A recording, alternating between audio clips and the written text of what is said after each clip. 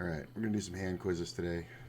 Here is this guy again. I'm debating watching his stupid hand because this is the guy who had the absolute worst coach on the site.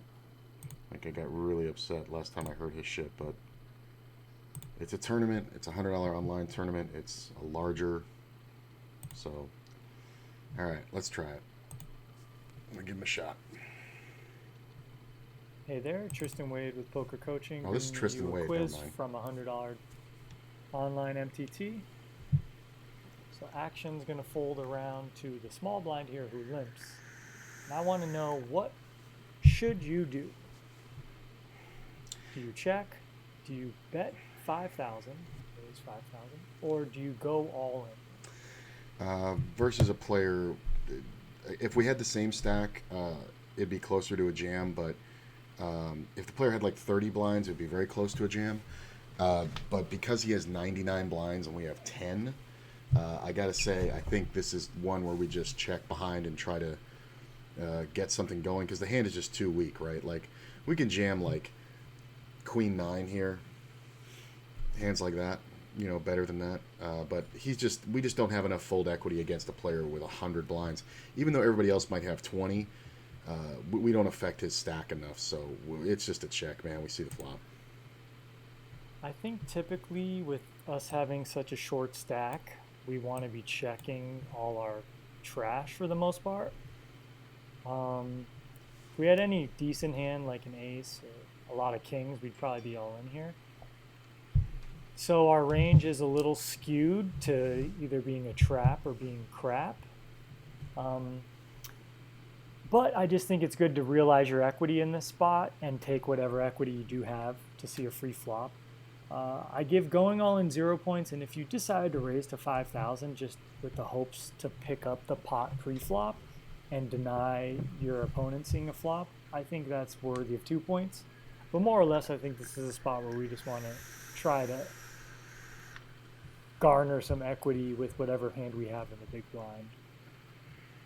So I do decide to check, give that score a 10, and we get a great flop where we flop two pair. Our opponent leads into us. So what is the right play now? Should we fold? Should we call? Should we raise to 6,000 or go all in here?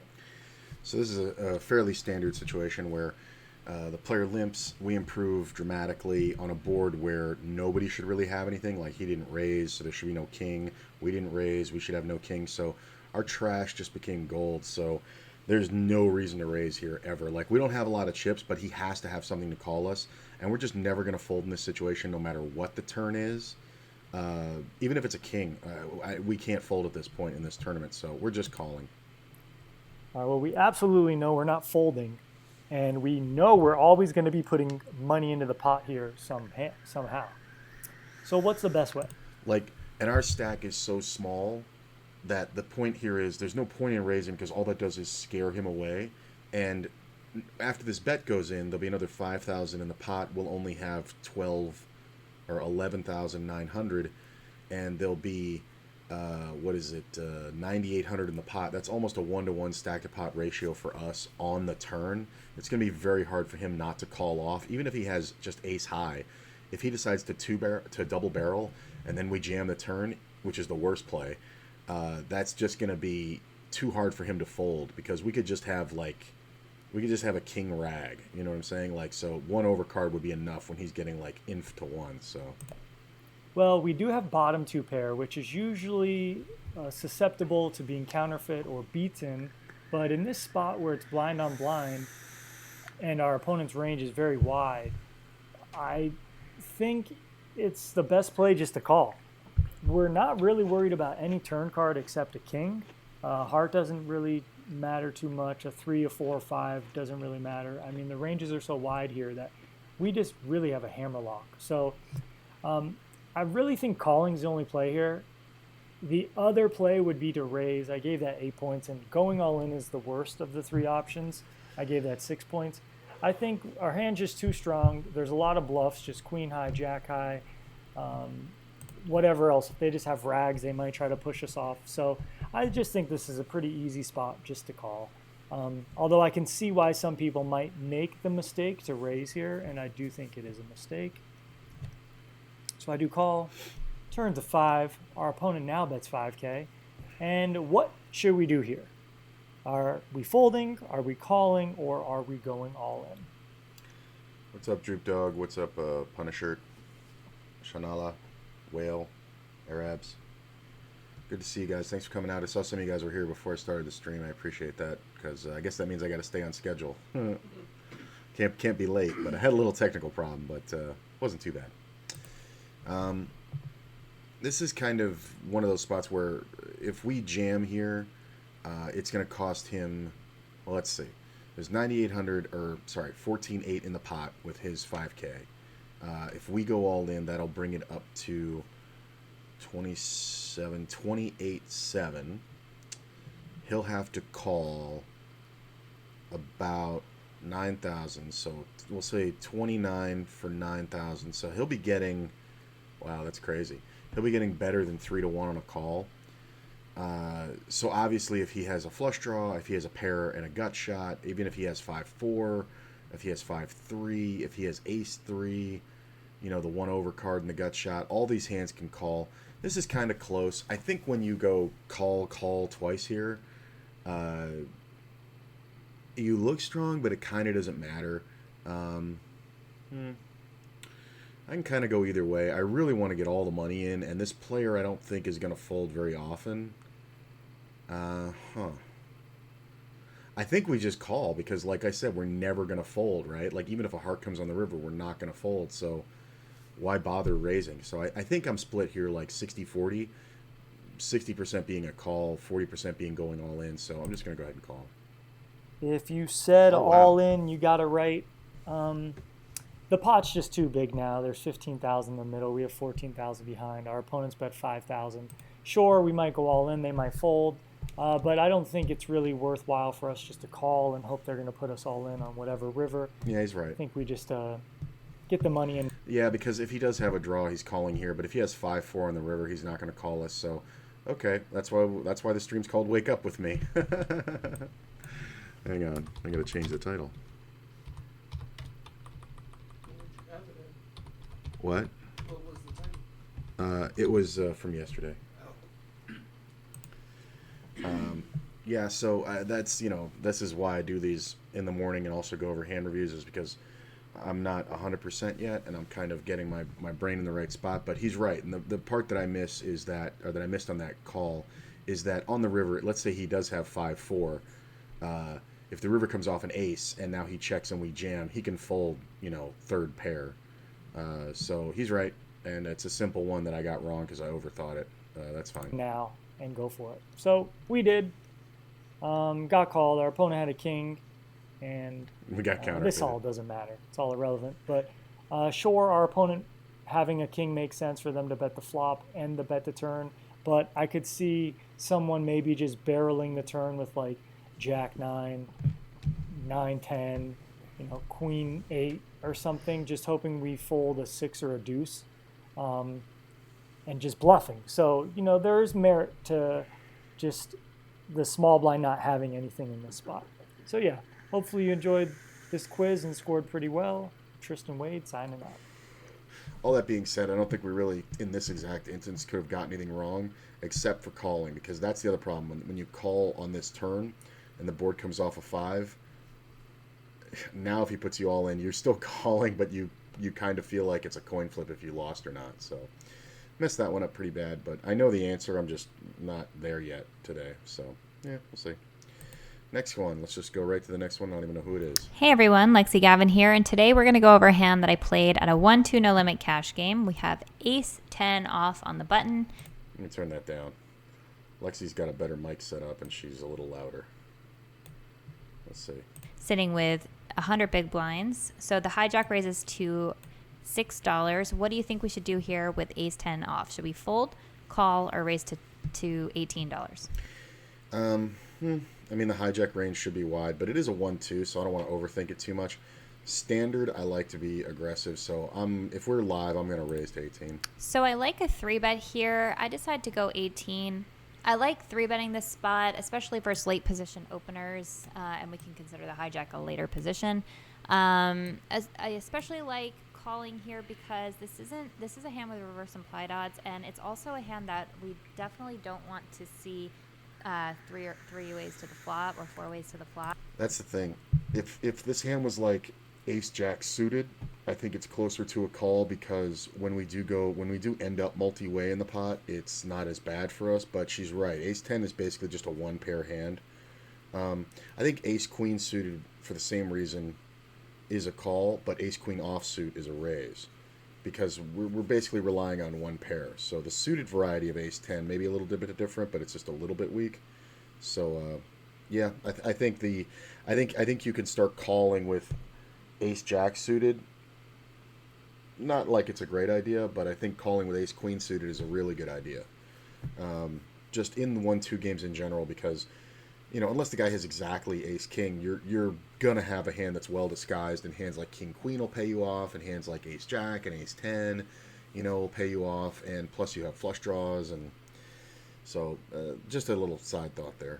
So by us three betting, we're disincentivizing the blinds from coming along as well.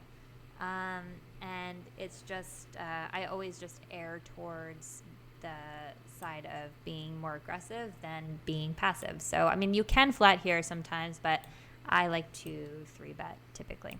So the hijack calls. Flop is king 6-5 rainbow. Hijack checks. What do you think we should do? Should we check, bet 15, or bet $30? I think it's fine to go ahead and c-bet here. Granted, our hand has some stand-up, value, but since we have the lead pre-flop, I think betting is fine. About a third of the pot is good, maybe a little bit more just to make a, because it is a 1-2 game live. So, like, a third of the pot here is what, like 14 or something like that? No, it's like 13. So, going to 15 is fine. It just kind of, you always have to bet a little bit more live in low-limit cash games to make the same points. So, I think 15. Okay, so I think this spot is Maybe it's actually big. close. I think that we can bet here at some frequency because, we only have ace high. Our hand doesn't really, it's not really strong enough where if we check that we can call a bet on the turn. But it's a pretty dry texture, and if it checks again, then I think we can delay c-bet. So This is the difference between the way men and women play, and it's fascinating to me because this is not a board I would delay c-bet on. Because especially playing 1-2, players, the first hand they put you on when you 3-bet pre-flop is ace-king. So betting a third of the pot with top pair, top kicker would be very standard here. A little bit better than that, about 40%. So for me, this tells a good story. So I'm going to bet here every time and expect to win this pot on the flop about 65-70% of the time, because in those instances he's not going to have a king or something he can call with. I can call with jacks, or no, I think yeah.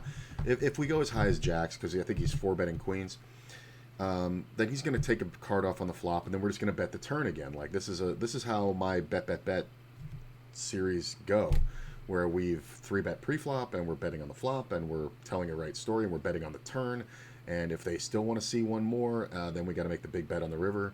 And, we can usually determine by the player's timing and tempo, what they're doing. Like if they're trying to hero us with a king, I'm not going to make the big river bet if I discern that. But it's going to be very hard to call with jacks when, like, it comes off king 6-5, 9-8, something like that, or king 6-5, whatever, deuce, jack, what I'm saying, and he has pocket tens or something.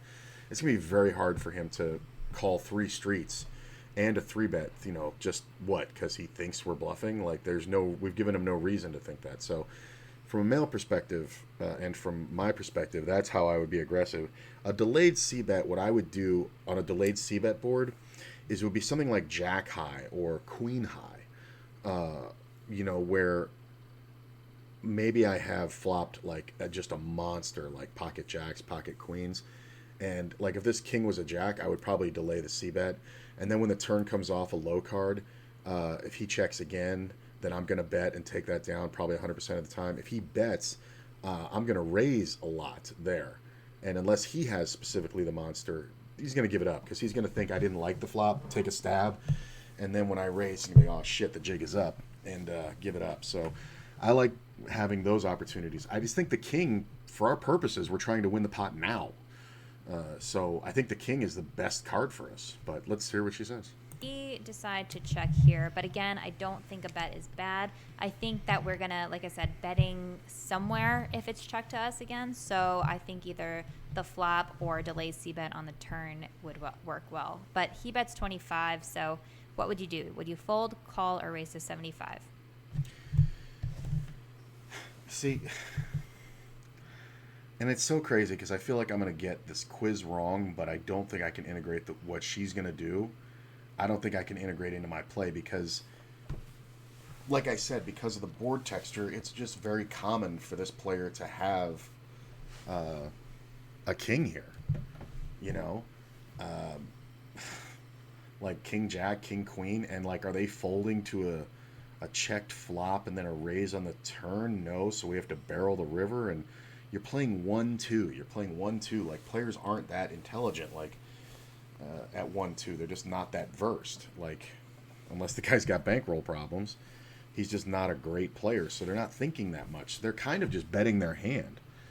So, I mean, believe it or not, I might actually like a fold here. I'm trying to figure out what the quiz is trying to tell us. So, I mean, his hand is mucked up. I would never be in this situation. But let's just say that I thought I saw something on the flop playing against this player, so I checked. And if he's a player who has a tendency to bluff in weird situations, then raising here is fine. I don't think floating is great. I don't like calling. So I think if I'm going to continue the hand, I'm going to go for the big bet now. Because if I had ace king and was delaying the c bet because I wanted to get some value, here is where I would raise probably because it looks like bullshit. But in that instance, I'm trying to get called on the turn and river. So, all right, let's just pick something. All right, so like I said It's a before, fold. I don't think our hand is quite strong enough to call a bet if, after we check the flop. So I do think we need to fold here. I guess I prefer betting the flop instead of trying to go for the delay c bet, especially because we 3-bet pre-flop. But that's the only thing I like. That's the only reason why I'm c-betting the flop is because I 3-bet pre-flop. If I had just called this pre-flop like with ace jack, then I'm not betting the flop, right? Because if he checks, I'm just going to check because my hand kind of stands up and it doesn't make much sense that I have a king, right? Like, but when we 3-bet pre-flop, betting the flop is the move. Yeah, I don't understand why she's showing this hand. I'm not going to say it's a bad hand to show. I mean, it's like she's giving us an example of I messed up this hand, so don't mess it up worse. So I'm going to show you how to not mess it up worse. All right. Like about the delay c bet is I think that we are going to be checking back a lot of our strong range here. So I think we could be checking back a hand like ace king. That's too much thinking for 1-2. That is too much thinking. 1-2 doesn't play like that. I'm going to take a delayed c-bet here at this lowest level possible to play live in a casino. I'm going to take a delayed c-bet here because on the turn, when he checks again, I can bet. Okay, well, that's a real wussy way to look at it. But on the turn, when he bets, I can raise, and then he'll think I have this. This is 1-2. Players don't think that way. You got to keep it very simple. You want to make big, broad moves that are easy to read. Your bluffs have to be easy reads for the other player because they're just sitting there go, I have pocket jacks. And they'll call you down with fucking, in stupid fucking situations.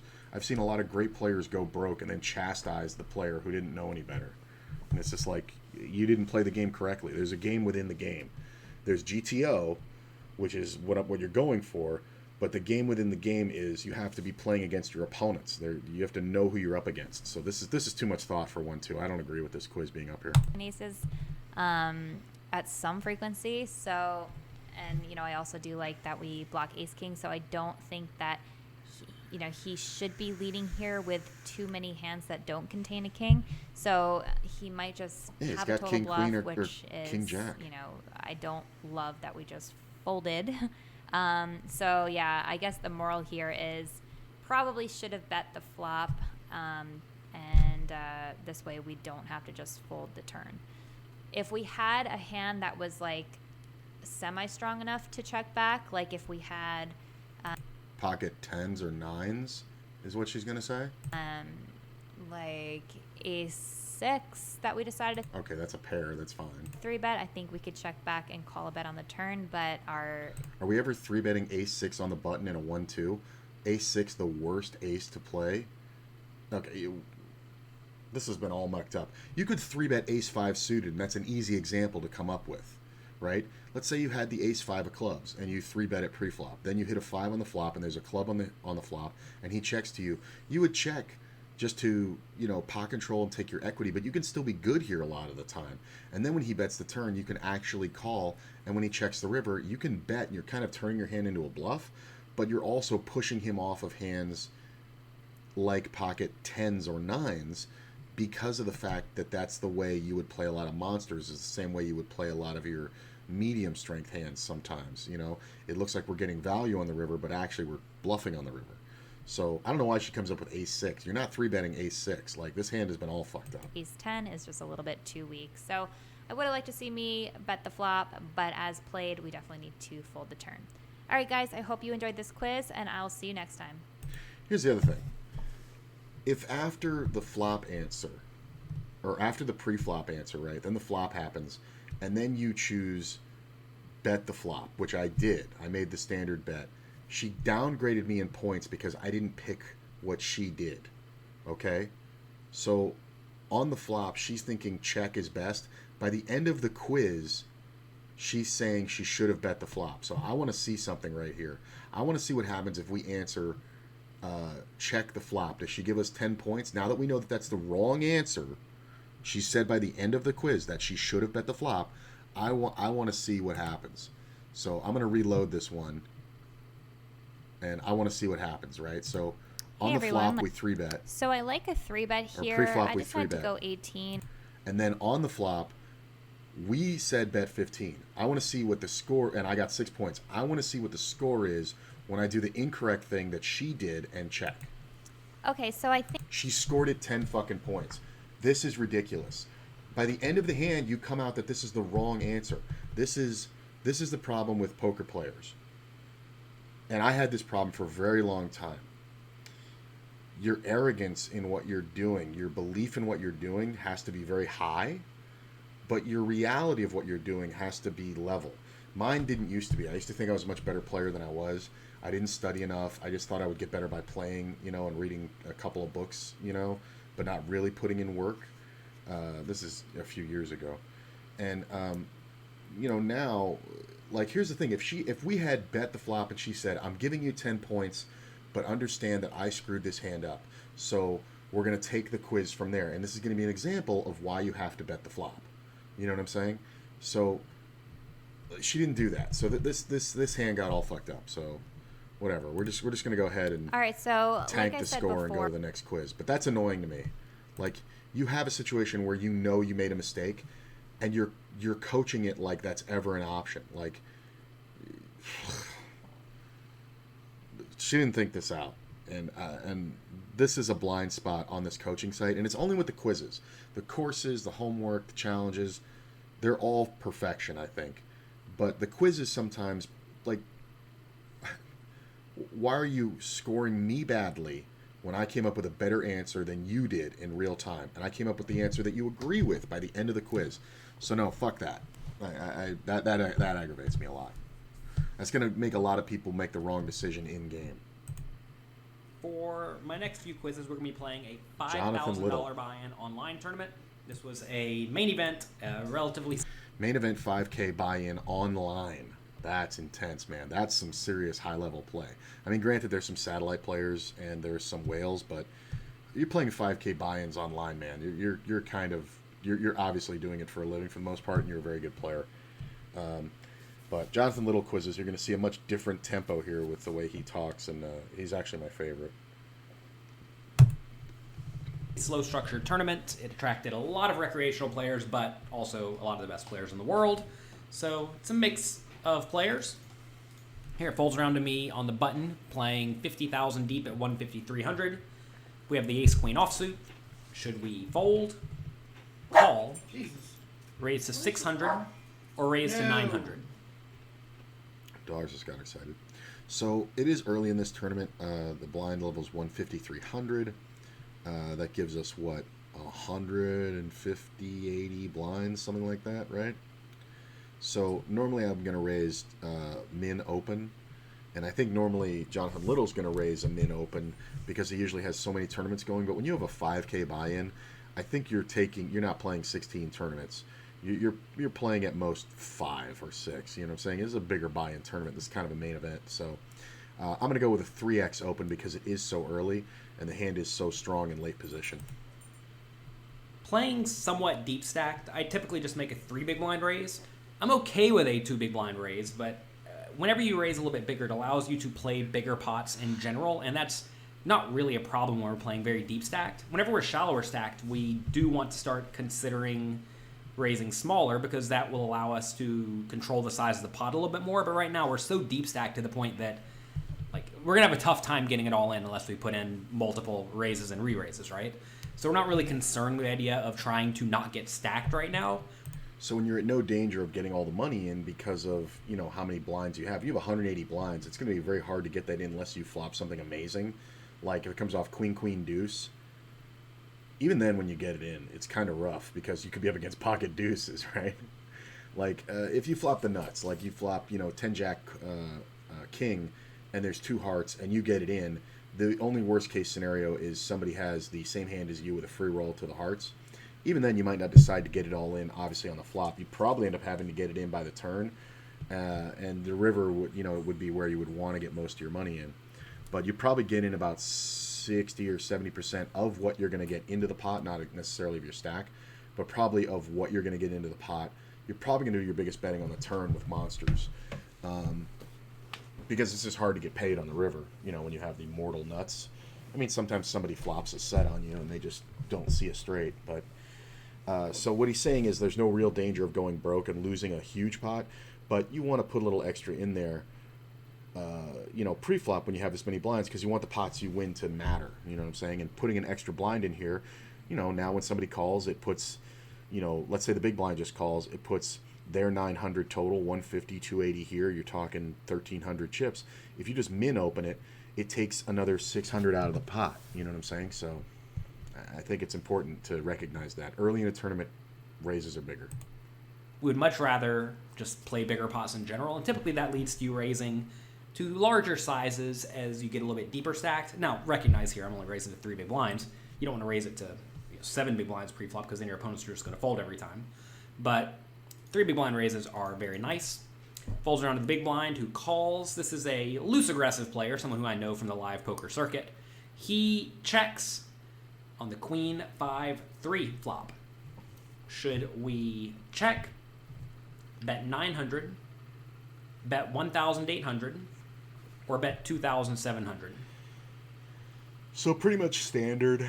When I'm opening in late position, no matter what I have, I'm going to be betting range for about a third of the pot. That being said, we kind of have this board hammerlocked, so there's a case to be made for checking. But this is a loose, aggressive player, so they're going to be seeing the pot with a lot of, they're going to be seeing the flop with a lot of different hands. They're going to have hands like Ace 4, some open enders like 4-6 suited, things like that. Maybe 4 deuce suited, kind of, not really. They're going to have all the queens with us, which we crush. So I think it's important to start betting now.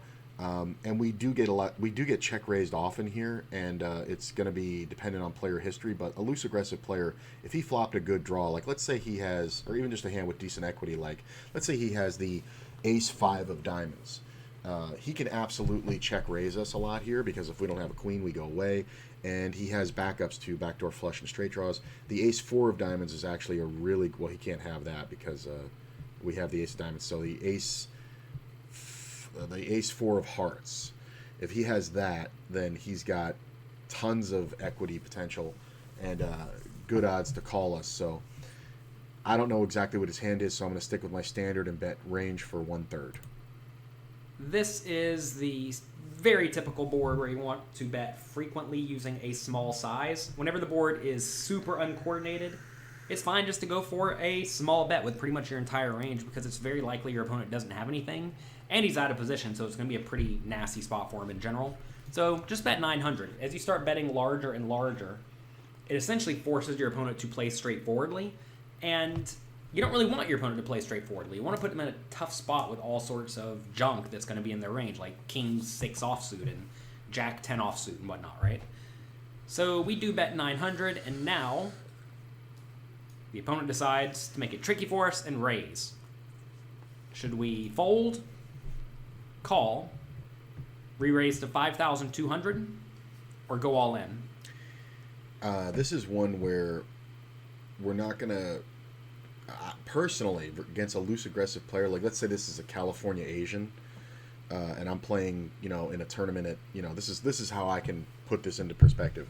I'm playing like a $100 or less live tournament, and this is a California Asian. In that situation, they're going to be very loose and aggressive. They're going to play a lot of moves. They're going to come to town. They're going to see me, bearded white guy, and they're going to be like, oh, I can mess with this dude. I got some gray in my beard. Maybe he's just an old, tight white guy. Who knows? So he's not going to expect dudes like me to play as aggressively or as well thought out as he is, just because typically this isn't the look of that. So I personally, I know Jonathan Little's GTO, robot.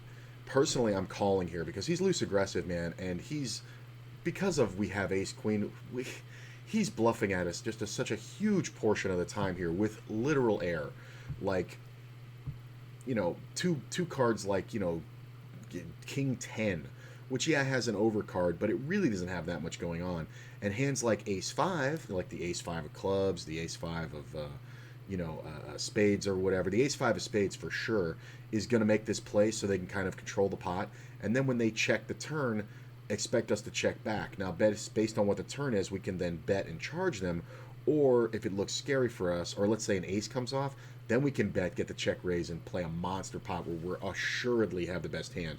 Because really, the only things that are beating us right now are sets, and there's not many combos of those left. I mean, 5-3 is there, yeah, but how loose is this guy? There's not that many combinations because of the card combos that are out there. So I'm calling, and I'm going to let him continue bluffing at me when I am going to win this pot about 90% of the time versus the deck. This is a very easy spot to call while the opponent is drawing live with whatever draw he has, unless it's something like Jack 10 of diamonds. We really just want to keep the opponent in, right? We are going to get outdrawn every once in a while by 6-4 or 7-4 or ace-4 or like random, King 9 of diamonds or something like that.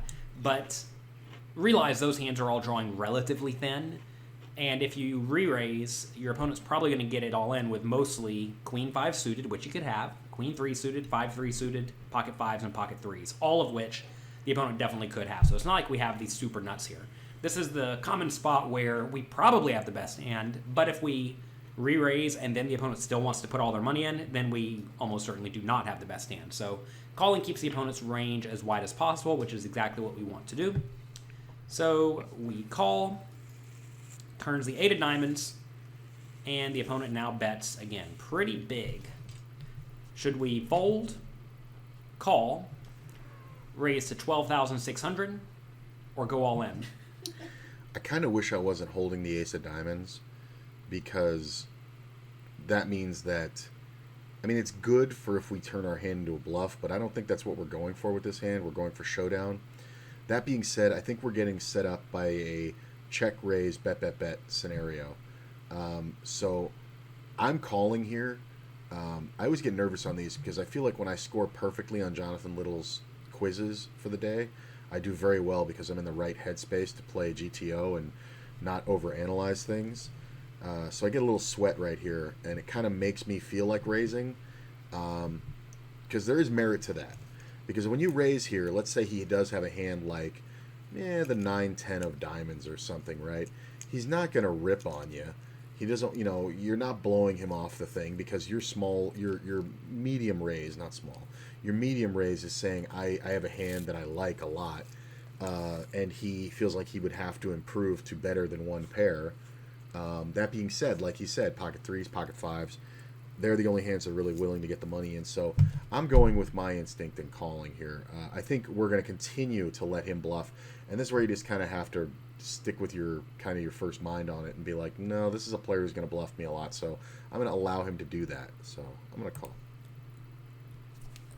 I know it's tempting right here to put in a raise, but It really similar is. to the flop, if we raise, The first words out of his mouth are, I know it's tempting right here to put in a raise. And it really was. But I'm glad that I came back to it. So raise the turn and the opponent wants to play for all the money, we're probably not in great shape. I don't think the 8 connects too well with the opponent's range. I mean, they could have that Jack 10 of diamonds type hand that just turned a lot of equity. But most of the time, they're notice I here said with 10-9 of diamonds turns a lot of equity. And he said Jack 10 of diamonds, but that's the more airball bluff. either an open-ended straight draw, gut shot straight draw, or pair that is drawing to somewhere between 4 and 6 outs, or 4 and 8 outs, I guess, total. So that's usually the scenario we're in. The tough thing is we don't really know what outs we have to fade, and we don't know how the opponent's going to play on the river. But the alternative is to raise, and if we raise, it's going to make the opponent fold out all of their 8-out draws, but they're going to continue with every nut hand, and certainly they could have plenty of nut hands like we've already discussed. So this is a spot where I think our only option is to call and proceed to the river. River is the 9, and the opponent blast it. Jack 10 gets there. Should we fold, call, or go all in? There's another hand that gets there, which is 6-7, which had a gut shot on the flop. The 6-7 of diamonds then picks up an open ender and a flush draw on the turn, and then gets there on the river. The Jack 10 gets there, but feasibly, there's no reason to raise here, because if our opponent is bluffing, which is why we've done what we've done, we want him to keep bluffing at us. If our opponent is bluffing, then we've achieved the goal. If we raise and get called, he wasn't bluffing. So all we did was throw money away. So this is just an easy call. It's scary, but this is what you wanted. You wanted somebody with very little equity or very little hope, very little hope of winning the pot to take every opportunity to try and win it when you had a really great hand. Not of the nuts, but, conceivably the best hand, unless we're just up against the random 2 pair. So a call here is the only answer. In my mind, this is a pretty easy call. I mean, 7-6 gets there. He said it. First words out of his mouth. 7-6 gets there, because that is a bluffing hand on the flop. Right, which is pretty annoying. Jack 10 gets there, which, isn't all that likely, but it does exist. What else gets there? I think the most likely way we get beat here, other than things like sets, is weird 2 pairs, like suited Queen 5, Queen Tray, Queen 9 for sure. That one's definitely going to take some cards, and the Queen 9 of diamonds is out there. Like he said, the Jack 10's not very likely. I think the 6-7 is my second pick for what beats us. If we're not up against like a queen that spiked a second pair on the turn or river, I think it's the 6-7 if we lose, but I don't think we lose often here. Can we play? Not a lot, right? I guess Queen 9 if he has a Queen 9, but that's pretty tough to have. Really not a lot got there. I guess like 9-3 suited if he had it, but there's not very many of those either. So this is a spot where, unless the opponent did have 7-6, which I definitely think 7-6 is a large chunk of their flop check raising range. Unless they have 7-6, we probably have the best hand here. That's a good point, and I've said it a few times, but I want to clarify. 7-6 is the hand that gets there. That's the strongest hand that gets there on the river because it's the most likely bluffing hand. Like, let's say you have 6-7 of diamonds, and a player raised, and you can't 3-bet it, but you don't want to fold pre-flop, so you call, and the flop comes up like this. You pick up a gut shot, and you have backdoor flush draws. He bets. Check raising can control the pot and set up that bet scenario. So when he calls, and then you pick up even more equity on the turn, you're absolutely going to keep betting big, because sometimes players they just have pocket jacks, and they'll fold it, or pocket 10s or whatever. Or even like Queen Jack, Queen 10 can be opening in the cutoff, and you can get them off of it by that second big bet. And then when you make your hand on the river, you just make it look like you're still bluffing Or if you don't feel the player has a hand as strong as ace queen, you do continue bluffing. So that's how 6-7 gets there for sure. For sure, for sure. You may say, will the opponent really raise flop, bet turn, bet river big with a bluff early in the tournament? Certainly good people will. I definitely would not put it past the opponent to have some amount of bluffs here. And I don't really think I beat very many overvalued hands. Like, I don't really see my opponent doing this with king, queen, or king... I'm sorry, yeah, king, queen, or queen, jack. No. But they may every once in a while if they're just being absurd. So... But the thing to remember is, there's a second part of this quiz. The thing to remember here is, the guy knows he's playing against Jonathan Little. And if you know anything about the way Jonathan Little plays, you're not going to attempt this against him with king, queen. You're just not. Because Jonathan Little's not going to pay you. And you're just going to get caught way too much. Like, you can maybe check raise the flop, but then the turn's going to go check, check, man. Because he's not going to blast it when you check the turn. And then the river, maybe you can get some value, bet your king, queen, and then just get shown the ace, queen. You know what I'm saying? Like, but you're not going to do this with king, queen versus a guy like Jonathan Little. It's just not going to happen. I think this is a pretty easy call. I don't really see any other option.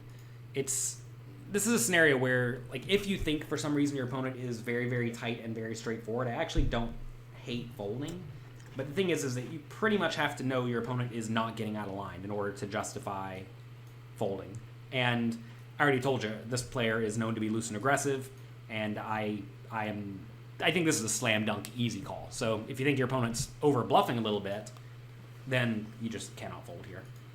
We do make the call, and ooh, we did have to fade the diamonds. We actually had to fade a lot of outs here. We had 9, 10, 11, 12 outs for the opponent, which is actually a lot, right? Guess one fewer because we have the ace of diamonds in our hand, but whatever. We had to fade some outs. We did, and notice that whenever we do fade the outs, we give the opponent the opportunity to bluff the river because they're going to be sitting there with king high more often than not, and aggressive players don't like checking and giving up with the king high. So by calling, we lose the pot 20% of the time going to the river, and we're going to pay him off whenever he gets there. But when he doesn't get there, we're usually going to induce a bluff and win a much bigger pot, while also not going broke whenever we happen to be against the better hands. And that's the thing. When you're up against players who are going to bluff more frequently, this is the way to play your hand. I love the way this hand was played. I am so happy I got them all right. That means my brain is waking up. And I wanted to play MTTs today, and I think that's what we're going to do. Let's do one more, and then we'll see if we want to do another after that. In this hand, you're playing a $15 buy-in, $40,000 guaranteed. You have 6 of diamonds, 7 of clubs on the cutoff. This is an ACR tournament. $15 buy-in, $40K guaranteed. They have these megas all the time.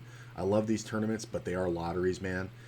So you're going to be dodging landmines, but I think you want to stay very active. As a good player who's aggressive, I think you want to stay really active.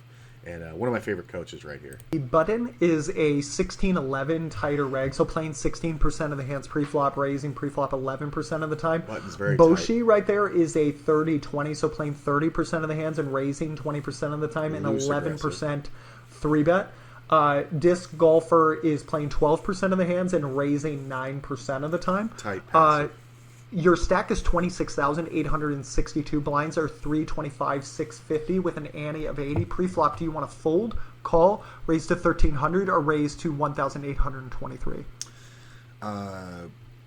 We have two tight players on the button and in the big blind. We have a player here who is a aggressive player, or he's a loose player, but he's not overly aggressive. His 3-bet range isn't too crazy. So I'm going to go ahead and just make a standard open to min. Because, you know, with the blinds at 650, that means 900. That means or 9,000 is 15 blinds. So we have like what, 40 blinds? Well, let me think here. 13, 26. Yeah, we have 40 blinds, and all the players behind. This is a shorter stack, who's tight. This is a shorter stack who's tight. They're near the start stack. This guy, or us, we are just above starting stack. Starting stack would be 20K. So, you know, it's fairly. We're not in the greatest situation for this blind level, but you know, I've entered these things, and you just get to this point, and you're just kind of milling around the start. But 40 blinds isn't nothing. Like, a lot of players will enter a tournament with 40 blinds. I mean, I do it. So 40 blinds is not in trouble. That being said, I don't think we have to raise big. My raise is going to be between these two. I'm going to go about 2.5 blinds, which is about 19.5, 2,000, somewhere in there. So I guess that is the raise. Wait a minute. Is that not a 3x? 18, 19.5. Okay, no, wait a minute. So min raise is 13, and then half, 16. So I would go 16. So between these options, I think we just min open, because I don't think we're going to get 3-bet a lot here by a move. So I'm just going to min open. We're going to go ahead and raise it up here, and we'll discuss perfect. why that is at the end of this lesson. We'll discuss each decision. Now, we get called by Ace Magic, the person playing 16% of the hands and raising preflop 11% of the time. And we get this board. Ace A3, there's 5,341 in the middle. On the flop, would you like to check? Would you like to bet 1,985? Would you like to bet 2,985? Or would you like to bet 3,985? Interesting scenario. I think the typical answer is to bet range here for a third of the pot, which would be 1985, I guess.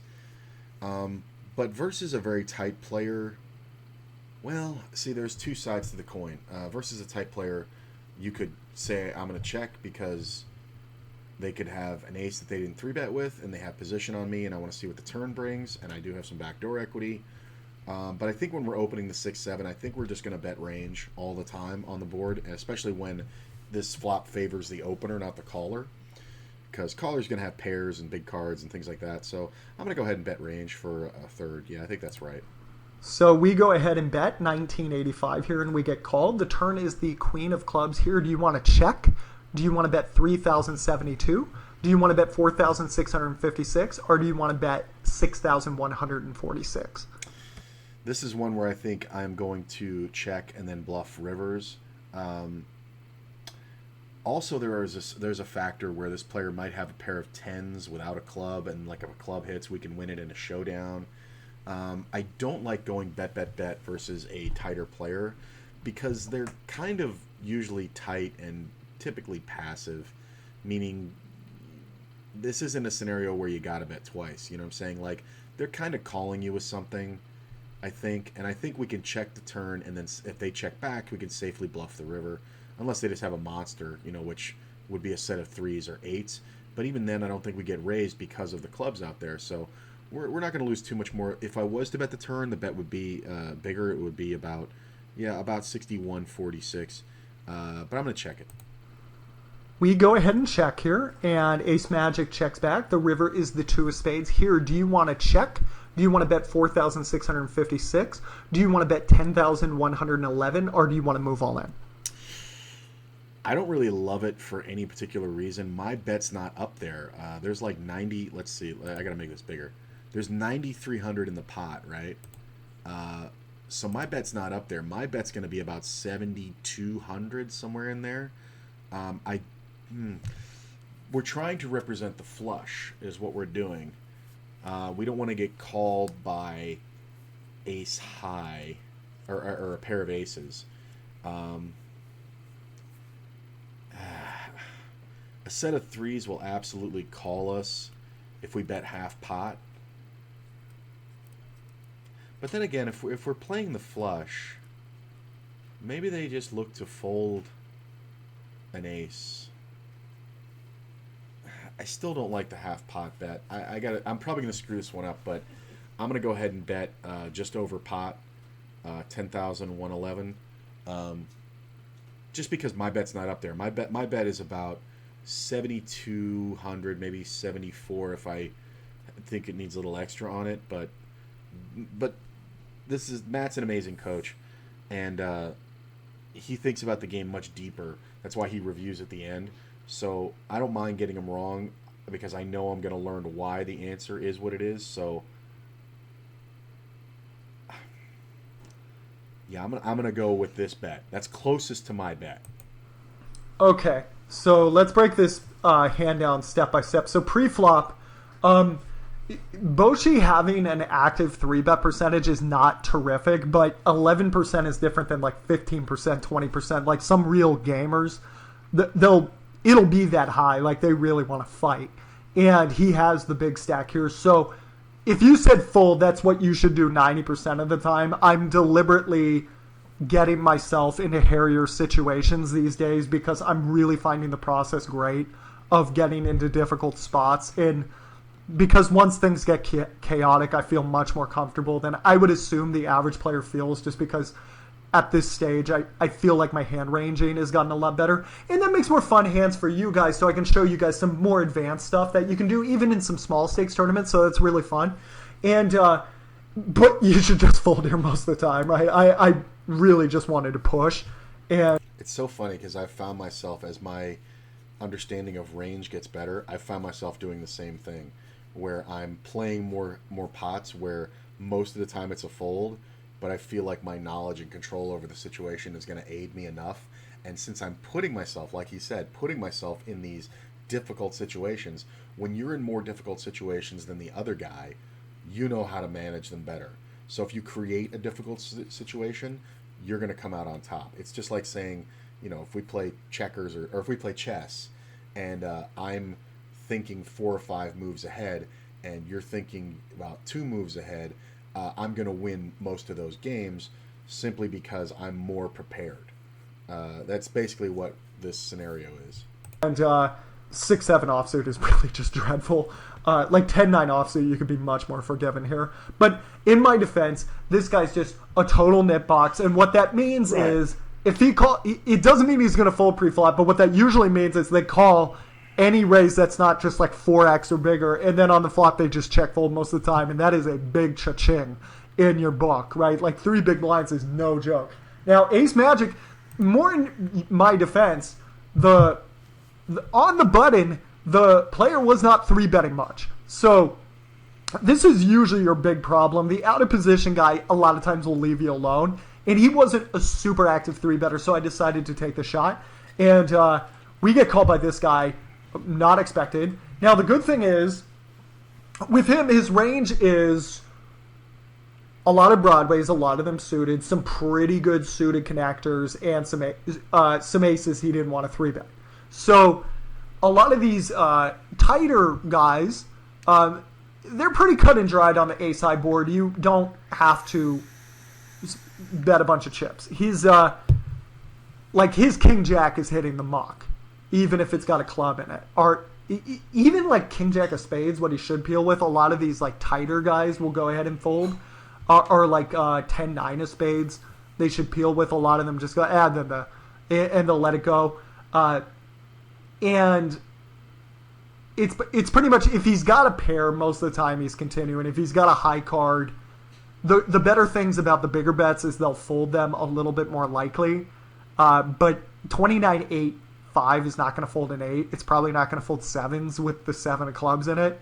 So the only additional extra thing you get out of your investment is you might fold like some king jacks, some king queens, and there's a really good chance with a tighter opponent you're doing that anyway with the 1985. So we go with the smaller bet.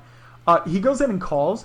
Now, this card is not a terrible board card to double barrel versus looser opponents, because combinatoric wise he does not have a ton of clubs. So if this guy were loose, and I thought he was peeling with some king highs, and I thought he was peeling with some backdoor draw.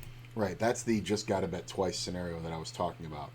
That's why I didn't think this was it, because this is a tighter player. A looser player will call you with, the king 10 of spades, like he's saying, or obviously the 10-9 of spades can definitely call.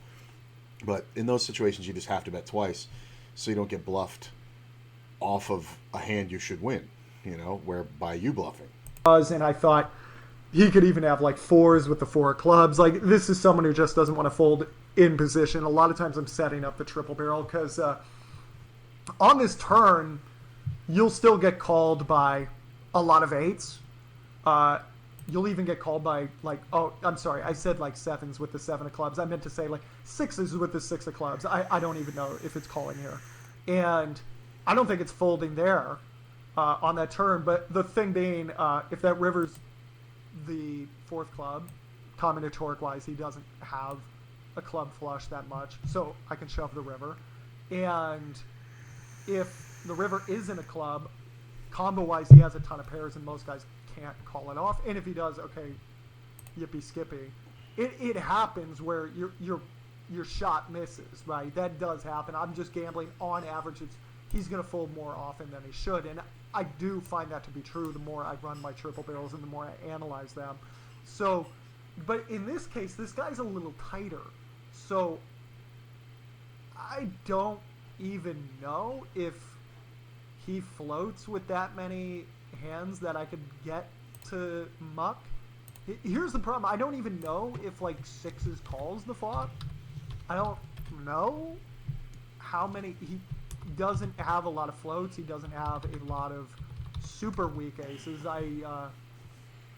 There's of course the suited aces, but I don't think he has a lot of like king queens, queen jacks that were just peeling that I could get him off on the river. So I don't even know how many eights he's got. I let this guy go at this point. Like, I assume most of his range is aces here. I'm going to check and he's going to fire. Once he checks back, he gives away the ball game. Why is that? Well, he's a tighter player. Tighter players do not like having their flushes get outdrawn. If he's got a small flush here, he's going to bet because he doesn't want the four flush to come out. If he's got two pair here, he's going to bet. If he's got ace king, he would have three bet pre-flop. If he's got ace jack, you would even think that bets a lot of the time. So what he's pretty much told us is I have a weak pair. Yep. I have like ace 10 at the best. And remember, we know this guy's knitting. He probably, with that flush coming out there, he probably would have bet anything pretty decent. Most of his really good pairs, all of his two pairs, anything better than that. And also, if he hit the flush, he wants to make money from it. He's not going to slow play it all the time, or even 50% of the time. So he's given away, he has one pair here, and on this river, we shove, and truly what we're risking here is, okay, let me show you how to do this like a pro. So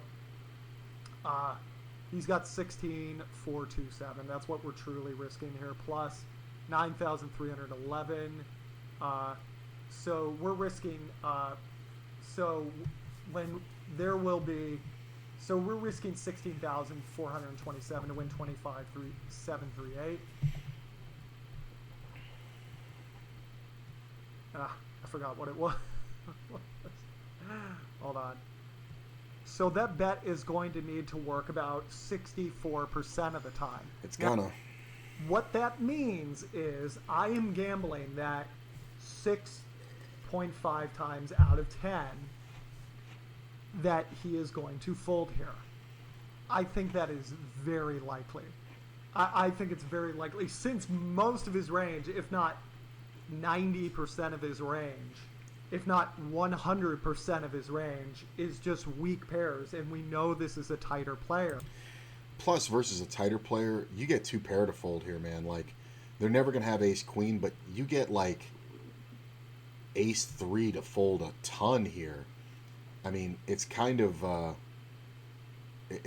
genius. I mean, the guy is a genius, but we could have had anything, right? And making a flush on the turn and then over betting, and he might think we're doing it to look like we're full of crap. Holy God, this is a good shove. And we believe he's folding them the majority of the time. If all of his range is weak pairs and we think he's folding them like 80% of the time, this... And there's another wrinkle, because technically with the blinds at 650, you know, you come in with 20,000 chips, that's like 30 blinds, so it's not the worst, right? And you're just going to rebuy and be right back where you're at if you hadn't made the bluff. It's kind of good. Shove is just money in the bank. I do this shove constantly. I get cussed out a lot at poker tables when I do it, primarily in tournaments. The great thing about tournaments is people put a lot of hours into them, and so what they're really trying to protect is their time investment. And especially live, and on some sites you have to show what hand you call with if it's a jam for all your chips. So it does, many people feel silly like just showing the ace 9 of hearts here if they call and they're wrong. So Now, this doesn't mean you don't get called off on occasion. I do occasionally get called here, and then I get to. The fun thing live is to turn it over like it's the nuts, and you give the guy the panic attack. People are much better at receiving jokes if it turns out they win, right? You obviously never do anything like that when you actually have the goods, but that one's always my favorite, just to turn over 6. Yeah, I've had that happen where I've made a big bluff and it didn't work just because the guy like rivered, trip deuces or a full house or something. And then I jam all in and he thinks about it for a while with his 3 of a kind, let's say, and then calls. And he says, I call, and I go, boom, and just show the bluff. And then just start laughing. And you see this look on their face where they go, like, I lost, I was wrong. And then they're like, oh, wait a minute, I have 3 of a kind. And then they just die laughing. It's really a funny scenario. And you get to look like you're a fucking insane person, because if they're not on your level, they don't understand what you're doing. And it's really fun, because then they're just like, well, this guy's a maniac. And then next time when you show up, you just have the nuts. And of course, in that scenario, you just turn over and you're like, I got the nuts, man. You don't boom the table with that one. 7 like it's the nuts here, but it's good for the game, just for that, right? And then clap the guy on the back and say nice call, right? That's the way to be about it. I like that. I think that's good for the game. Now, but most of the time, 80% of the time, this guy isn't making this call, and in this case, he did not. So interesting. I got 8 points for the river bet, because in that scenario it has to work less often because I'm betting less chips, but it is less effective. In game, I really think that the shove at the $15 buy-in 4-hour late reg, on ACR, I think the shove gets called slightly less frequently than the 3/4 pot bet that I make. So maybe the 3/4 pot bet gets called, it gets called maybe 4 or 5 times out of 10. And of course I have more shots at it playing this way. But the overbet gets, the jam, the overbet crazy 3 times pot, 2.5 times pot jam gets called it gets called, like you said, about 3.5 is the odds, but it's going to get only called like probably 2 out of 10 times realistically. So it's a much stronger play. That being said, I think you really have to know the opponent's calling range, and for some players to call a bigger bet, they have to have a bigger hand. It's not always the case, and that's not the way I make my calls. The bet sizing determines some things, but when you have a hand that's strong enough to call 3/4 pot, you probably have a hand that's strong enough to call this, if you're that strong. If you're debating it, like if it's a snap call for 3/4 pot, if you're debating it, then this is the play. Obviously, I'm never going to say the man's wrong. He says he does it all the time, and I'm going to start integrating this. You're going to see this today. I'm going to start doing this today if this situation comes up, because I want to build my own, jamming river with 2.5 times pot range, SPR range. So I like it. And I spotted something over here. Doug Polk Poker is live, so I'm going to send you guys over there, because if you're not watching him, you should be. I don't know if he's playing poker or just doing an interview, but I'm going to host him, and I will be back later. I'm going to be playing MTTs today, so have a great day, guys. I'll see you in a few hours, maybe 3 o'clock, 4 o'clock, but have a great one, man.